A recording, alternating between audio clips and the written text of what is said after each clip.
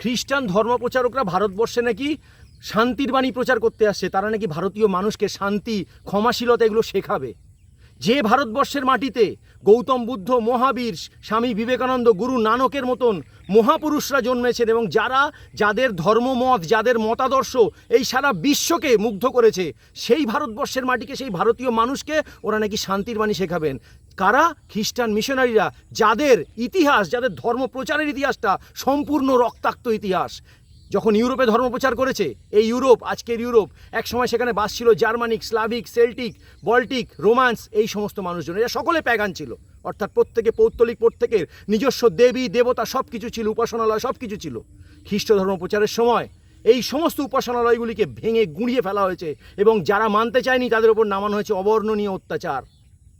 এরা যখন দক্ষিণ আমেরিকায় গেছে, উত্তর আমেরিকায় গেছে, সেখানকার প্রাচীন সভ্যতা, সমৃদ্ধ সভ্যতা, আজটেক সভ্যতা, মায়া সভ্যতা, ইনকা সভ্যতা, সেখানকার রেড ইন্ডিয়ানদের অজস্র সভ্যতা যেগুলো অত্যন্ত প্রাচীন এবং সমৃদ্ধ ছিল, সেই সমস্ত সভ্যতাকে ভেঙে গুঁড়িয়ে দেওয়া হয়েছে।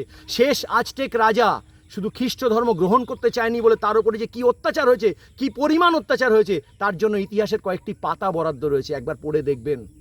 এরা প্রচার করেছে উত্তর আমেরিকায়, সেখানকার সমস্ত ইন্ডিজেনাস মানুষকে একেবারে জোর করে বলপূর্বক ধর্ম নিতে বাধ্য করা হয়েছে, খ্রিস্টান হতে বাধ্য করা হয়েছে। এরা আফ্রিকায় গেছে, সেই আফ্রিকায় খনিজ সম্পদ লুট করেছে, সেখানকার মানুষের জমি কেড়ে নিয়েছে, সেখানকার মানুষকে দাস বানিয়েছে। যারা দাস ব্যবসা করত, যাদের হাত ধরে পৃথিবীতে দাস ব্যবসার উৎপত্তি হয়েছে, যারা মানুষকে দাস বানিয়েছে, তারা আমাদের শেখাবে, ভারতবর্ষের মানুষকে, ভারতীয়দের শেখাবে যে ক্ষমা কী করে করতে হয় আর শান্তির বাণী কী করে প্রচার করতে হয়। আমি সমস্ত মা বোনেদের উদ্দেশ্যে বলছি, যারা এই খ্রিস্টানদের প্রলোভনে বা প্ররোচনায় পড়েছেন, যারা এখান থেকে বেরোতে পারছেন না, আপনাদেরকে আবার বলছি, হাত জোড় করে অনুরোধ করছি, আপনারা এই খ্রিস্টানদের সম্পর্কে জানুন, এদের অভিসন্ধি সম্পর্কে জানুন। এরা আমাদেরকে শুধু ধর্ম পরিবর্তন করাতে এসছে, এরা ভারতবর্ষের মাটিকে দখল করে আমাদেরকে ভারতীয়দের বিরুদ্ধে, অর্থাৎ ভারতবর্ষের বিরুদ্ধাচরণ করার জন্য সেইটা শেখাতে এসছে। এরা ভারতবর্ষের মধ্যে, এদের প্রথম থেকেই সেই টেন্ডেন্সি ছিল। এরা যখন ভারতবর্ষে এসছে, কখনো পর্তুগিজদের হাত ধরে, কখনো ইংরেজদের হাত ধরে, কখনো ডাচ, কখনো ফরাসিদের হাত ধরে, প্রথম থেকেই এদের একটাই টেন্ডেন্সি ছিল, এরা হিন্দু ধর্ম, হিন্দু সংস্কৃতি বিনষ্ট করতে চেয়েছিল। এদের কারণে সিপাহী বিদ্রোহ হয়েছিল 1857 সালে, যখন হিন্দু আর মুসলিমের ধর্ম নষ্ট করার জন্য এরা ওই টোটার মধ্যে গরু আর শুয়োরের চর্বি মিশিয়েছিল। সেই দিন এদের অভিসন্ধিটা প্রকাশ পেয়ে গেছিল। এই হচ্ছে এদের আসল চরিত্র, এদেরকে চিনে নিন। এরা কখনো ভালো করতে পারে না।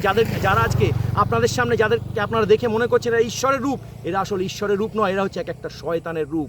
এই ভারতবর্ষের গোয়া, ভারতবর্ষের মিজোরাম, এরা কিভাবে ধর্মপ্রচার করেছে, পর্তুগিজরা এবং অন্যান্যরা, ইংরেজরা, সেটা খোঁজ নিন, সেই সমস্ত ইতিহাসগুলোকে জানুন। মেঘালয়ের মিজোরামের চাকমারা এদের ভয়ে খ্রিস্ট ধর্ম গ্রহণ না করার জন্য জঙ্গলে পালিয়ে গিয়ে নিজেদের প্রাণ বাঁচিয়েছে, নিজেদের ধর্ম বাঁচিয়েছে।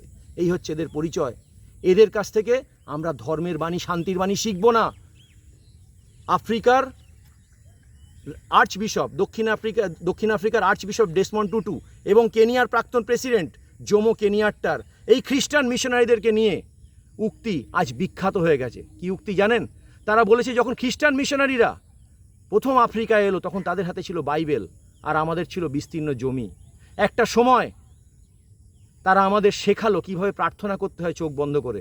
আমরা চোখ বন্ধ করে প্রার্থনা করলাম, যখন চোখ খুললাম তখন দেখলাম আমাদের হাতে বাইবেল আর আমাদের জমির মালিকগুলি ওরা হয়ে গেছে, ওই মিশনারিরা হয়ে গেছে। এটাই হয়েছে।